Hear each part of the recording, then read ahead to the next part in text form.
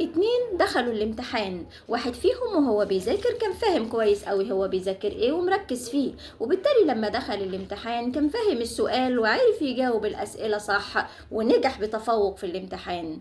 انما التاني بقى كان حافظ مش فاهم، كان عارف الطريقة الصحيحة في القعدة على المذاكرة تبقى ازاي وان الظهر يكون مفرود، كان عارف انه لازم يذاكر على ترابيزة وما يذاكرش وهو نايم على السرير، كان بيعلي صوته وهو بيقرا وكان بيعلم على الحاجات المهمة، ولكنه ما كانش فاهم اللي هو بيقراه، وبالتالي لما دخل الامتحان ما كانش عارف الإجابة بتاعت الأسئلة، وبالتالي سقط في الامتحان.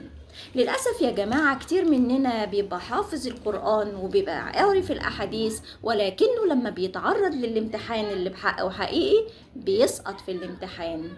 حد فينا يا جماعة لاحظ ان القرآن الكريم والسنة ما فيهاش حد فيها بيقول ان ربنا رضى عن فلان علشان هو قرأ قرآن كتير او قام الليل كتير او صام كتير، او ربنا تاب عن واحد طلع الزكاة، او ان ربنا دخل الجنة واحد قرأ او صام.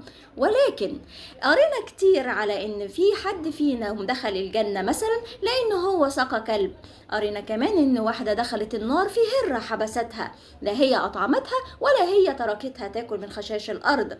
قرينا كمان الراجل اللي هو قتل 100 نفس، وان وهو رايح من بلد لبلد تانية، طلع من البلد اللي هو كان بيقتل فيها عشان يغير الناس اللي حواليه ويروح للبلد التانية علشان يتوب من اللي هو فيه، وفي السكة مات، ولما مات ربنا قربه اكتر للبلد اللي كان رايحها ودخل الجنة. قرينا كمان ان في واحد اللي هو صاحب الرغيف العابد اللي قاعد يتعبد لربنا 70 سنة، وبعد كده زنى 7 أيام، وبعد كده كان سبب دخوله الجنة هو إنه هو ادى رغيف لواحد وتصدق برغيف لواحد، وهو ده كان السبب لدخوله الجنة.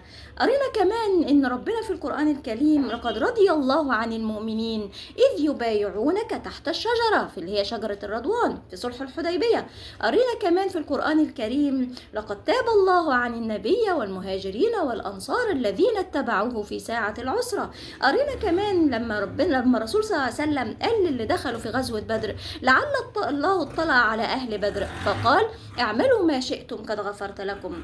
سمعنا كمان ان النبي صلى الله عليه وسلم كان قاعد يقول للصحابة في غزوة تبوك اللي هو الجيش بتاعهم كان اسمه جيش العسرة، راح قال من يجهز جيش العسرة وله الجنة. فلما جه سيدنا عثمان بن عفان وتبرع ب 300 بعير بكل حملهم وبكل الزاد بتاعهم، فراح قال ايه ما ضر عثمان ما يفعله بعد اليوم. كل ده قريناه، ما هوش بقيام ليل كتير وما هوش بقراءة القرآن كتير ولا بحفظ الأجزاء ولا بالزكاة اللي الواحد بيطلعها، ولكن بالعمل. عمل قليل ممكن يكون هو سبب لدخولك الجنة. يا جماعة احنا بنقرأ كتير، ولكن اللي ناقصنا ان احنا نتدبر، ان احنا نفهم احنا بنقرأ ايه. الصحابة لما نزلت سورة مثلا اللي هو لن تنالوا البر حتى تنفقوا مما تحبون، بسرعة أول ما سمعها صحابي من الصحابة راح بسرعة تبرع بأجمل بستان بيحبه علشان ينفذ الآية. للأسف يا جماعة احنا بنقرأ الآيات ونفرح بيها، ولكن بتخش من هنا وتطلع من الناحية التانية، ونيجي عند التنفيذ بنبقى نفسنا شحيحة ان احنا نعمل الخير. يا اخوانا بنصح نفسي وإياكم في ان يا ريت القرآن وقراءتنا للقرآن وللسيرة النبوية تكون حجة لينا مش علينا. وبس كده، والسلام عليكم ورحمة الله وبركاته.